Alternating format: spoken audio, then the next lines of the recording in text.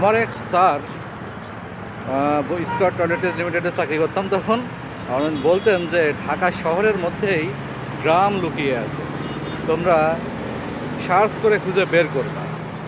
এই যে বড় বড় বিল্ডিং, এই যে বড় বড় বিল্ডিং, এই যে বড় বড় সব বিল্ডিং, এর ভেতরেও গ্রাম লুকিয়ে আছে কিভাবে।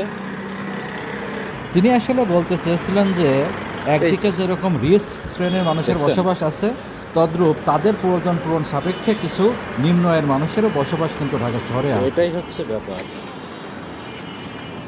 এই যে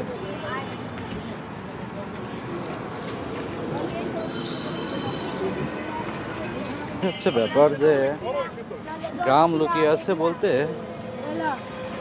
ঢাকা শহরে যেরকম রিচ শ্রেণীর মানুষও আছে, বড় বড় বিল্ডিং আছে, তেমনই বস্তিও আছে, এবং সেখানে রিক্সাওয়ালা আছে, সেখানে ডে লেবারার আছে, ওয়ার্কার আছে, হ্যাঁ, এবং নিম্ন আয়ের মানুষদের জন্য সেলুন আছে। তো তাদের জন্য প্রয়োজনীয়, এখানে বলতে চাচ্ছি যে অনেকে হয়তো বা ইম্পেরিয়াল লেদার বা আরও দামি সোপ ইউজ করছে, অনেকে আবার ব্যবহার করছে আমাদের দেশি প্রোডাক্ট লাইক মেরিল বা তিব্বত, এই সমস্ত প্রোডাক্ট ব্যবহার করছে।